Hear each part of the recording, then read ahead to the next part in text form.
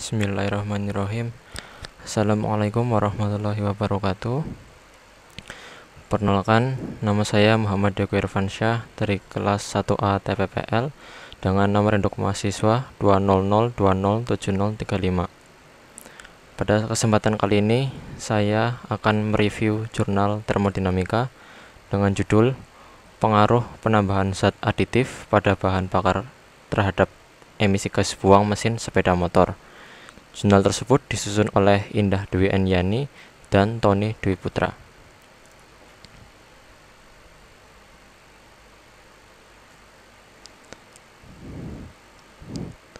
Pada bagian abstrak disebutkan bahwa teknologi otomotif di Indonesia semakin berkembang mengikuti kondisi masyarakat Indonesia yang memiliki mobilitas tinggi dalam sarana transportasi. Dampak dari perkembangan tersebut ialah kebutuhan bahan bakar juga semakin meningkat jumlah pemakaiannya. Zat aditif digunakan untuk memberikan peningkatan sifat dasar dan nilai angka oktan tinggi dapat meningkatkan kinerja mesin. Variabel penelitian meliputi variabel bebas, yaitu presentasi campuran zat aditif dan premium, sedangkan variabel terikat berupa emisi gas buang. Data yang diperoleh akan diplotkan pada grafik dan akan dijadikan acuan untuk menilai besarnya pengaruh pemakaian zat aditif terhadap emisi gas buang yang dihasilkan. Dengan penambahan zat aditif akan memperbaiki proses pembakaran yang akan menurunkan kadar CO, CO2, Hc, dan meningkatkan konsumsi oksigen, serta menghilangkan senyawa NOx. Dari hasil penelitian yang dilakukan, didapat bahwa penurunan senyawa emisi gas buang yang signifikan terjadi pada CO2 dari 2,982 turun menjadi 1,372 pada RPM 4000 dengan penambahan zat aditif 100%. Sedangkan untuk oksigen mengalami kenaikan dari 13,14 menjadi 15,52 pada RPM 4000 dengan penambahan zat aditif 100%.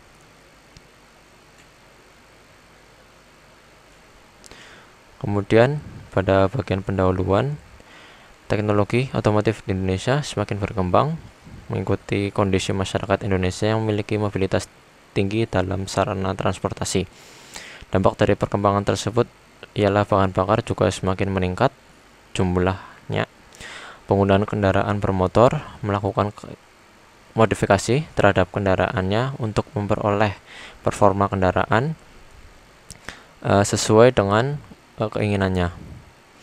Modifikasi tersebut dapat dilakukan dengan berbagai macam cara. Salah satunya adalah dengan jalan modifikasi nilai oktan dan dari bahan bakar.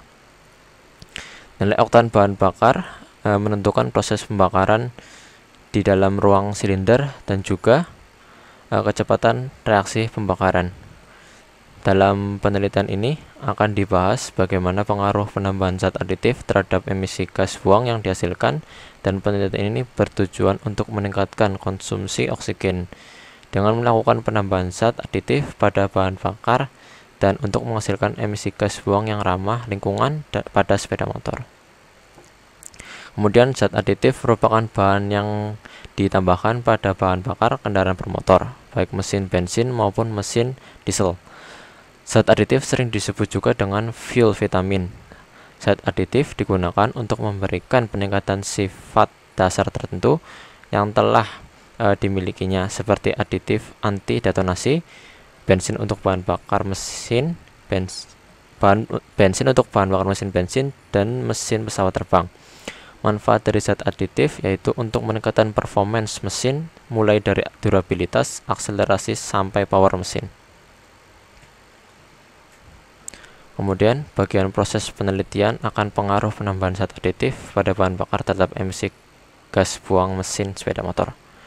Target penelitian yang digunakan ialah sepeda motor bakar 4 langkah, dikarenakan pada motor bakar 4 langkah dalam satu siklus terdiri dari 4 kali langkah torak dan menghasilkan 2 kali putaran mesin dalam setiap siklusnya. Prinsip kerjanya ialah sebagai berikut. Yang pertama ialah langkah hidup. Langkah ini dimulai ketika torak berada di titik mati atas, kemudian bergerak menuju titik mati bawah. Sementara ini katup hisap dalam keadaan terbuka, sedangkan katup buang dalam keadaan tertutup. Karena gerakan torak dari titik mati atas ke titik mati bawah menyebabkan terjadinya pembesaran volume dalam ruang silinder yang diikuti dengan penurunan tekanan. Pada saat ini menyebabkan aliran campuran bahan bakar dan udara dari karburator masuk ke dalam ruang silinder. Tekanan di dalam karburator adalah tekanan udara luar. Akhir dari langkah ini ialah katup luar, katup hisap dan katup buang dalam keadaan tertutup. Kemudian yang kedua ialah langkah kompresi. Campuran bahan bakar dan udara di dalam silinder tertekan akibat kembalinya torak dari TMB bergerak menuju TMA atau titik mati atas. Sementara itu, katup hisap dan katup buang dalam keadaan tertutup. Campuran udara dan bahan bakar yang tertekan ini akan berada dalam volume clearance, sehingga temperatur dan tekanan dalam ruang silinder akan naik. Saat sebelum akhir langkah kompresi, campuran udara dan bahan bakar dinyalakan dengan loncatan bunga api busi yang terletak pada kepala silinder. Sementara ini, torak masih terus bergerak menuju TMA. Volume ruang bakar menjadi semakin kecil sehingga tekanan dan temperatur di dalam ruang bakar akan semakin tinggi. Yang ketiga adalah langkah kerja. Pada saat torak mencapai TMA dan gas hasil pembakaran akan mempunyai tekanan tinggi, mampu mendorong torak bergerak dari TMA menuju TMB.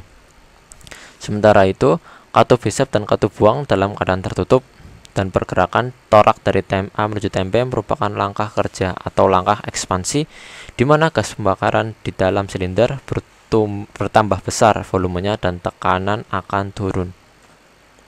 Yang keempat ialah langkah buang. Pada akhir langkah kerja, di mana torak sesaat sebelum mencapai TMB, katup buang akan terbuka, sedangkan katup hisap dalam keadaan tertutup.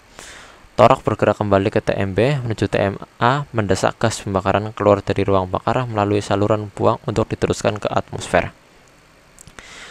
Dalam mendukung usaha pelestarian lingkungan hidup, negara-negara di dunia mulai menyadari bahwa gas buang kendaraan merupakan salah satu polutan atau sumber pencemaran udara terbesar.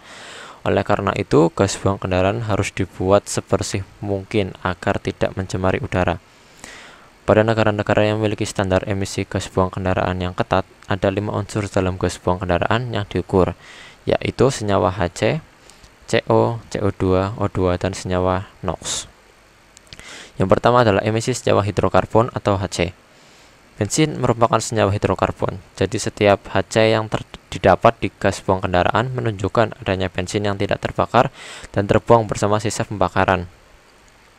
Apabila suatu senyawa hidrokarbon bereaksi dengan oksigen, maka hasil reaksi pembakaran tersebut adalah karbon dioksida dan air. Walaupun rasio perbandingan antara udara dan bensin sudah tepat dan didukung oleh desain ruang bakar mesin saat ini yang sudah mendekati ideal, tetapi tetap saja sebagian dari bensin seolah-olah tetap dapat bersembunyi dari api saat terjadi proses pembakaran dan menyebabkan emisi Hc pada ujung knalpot cukup tinggi. Kemudian yang kedua adalah emisi karbon monoksida atau CO2. Gas karbon monoksida adalah gas relatif tidak stabil dan cenderung bereaksi dengan unsur lain. Karbon monoksida dapat diubah dengan mudah menjadi CO2 dengan bantuan sedikit oksigen dan panas. Selanjutnya ada emisi karbon dioksida atau CO2. Konsentrasi CO2 menunjukkan secara langsung status proses pembakaran di ruang bakar, dan semakin tinggi maka semakin baik. Selanjutnya ada oksigen. Konsentrasi dari oksigen di gas buang kendaraan berbanding terbalik dengan konsentrasi CO2. Untuk mendapatkan proses pembakaran sempurna, maka kadar oksigen yang masuk ke ruang bakar harus mencukupi untuk setiap molekul hidrokarbon. Yang kelima ada emisi senyawa NOx. Senyawa NOx sendiri adalah ikatan kimia antara unsur nitrogen dan oksigen. Dalam kondisi normal atmosfer, nitrogen adalah gas inert yang amat stabil yang tidak akan berikatan dengan unsur lain. Senyawa NOx ini sangat tidak stabil dan bila terlepas ke udara bebas akan bereaksi dengan oksigen untuk membentuk NO2. Inilah yang amat berbahaya karena senyawa ini amat beracun dan bila terkena air akan membentuk asam nitrat. Kemudian pada bagian pembahasan, yang pertama Dengan penambahan putaran mesin berpengaruh terhadap karbon yang dihasilkan. Karbon yang tertinggi dihasilkan oleh titik di mana bahan bakar tanpa penambahan zat aditif sebesar 4,394 pada RPM 3000, sedangkan karbon yang terendah dihasilkan pada penambahan zat aditif 1% sebesar 1376 pada RPM 4000. Kondisi di mana tanpa penambahan zat aditif, CO2 akan mengalami kenaikan pada RPM rendah sebesar 1,88, namun kenaikan CO2 yang signifikan terjadi pada penambahan zat aditif 0,25% pada RPM 4000, yaitu sebesar 2,82.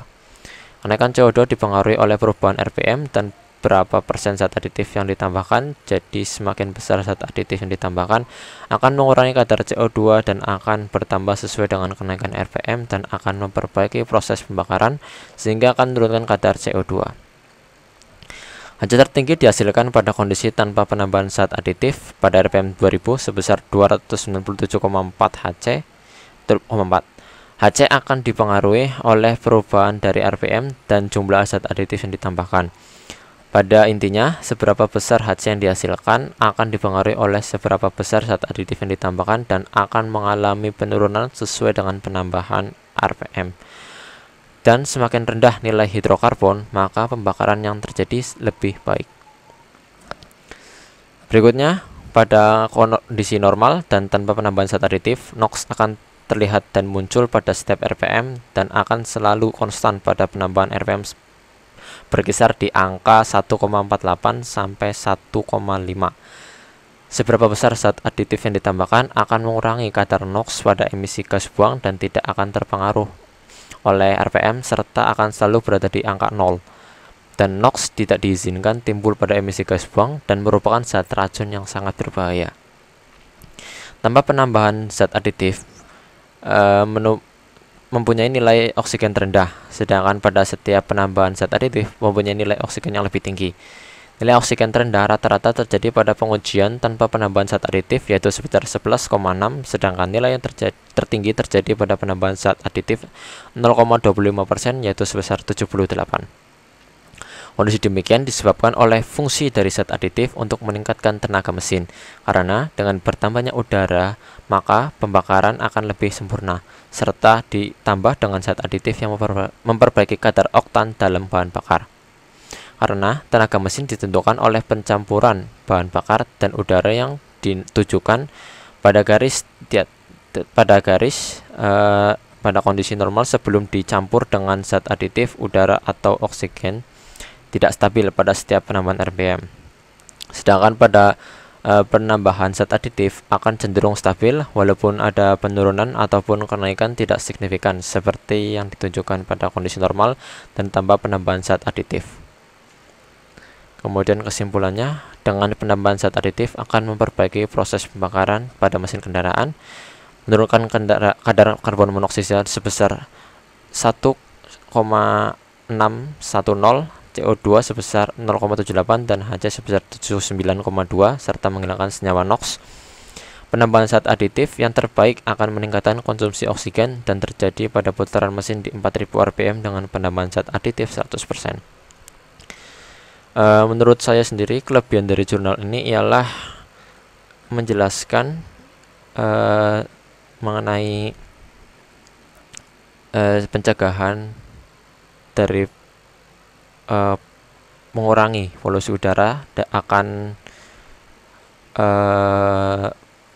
hasil dari pembakaran sepeda motor dengan cara penambahan zat aditif yang mana bermanfaat untuk meningkatkan kadar oksigen di atmosfer.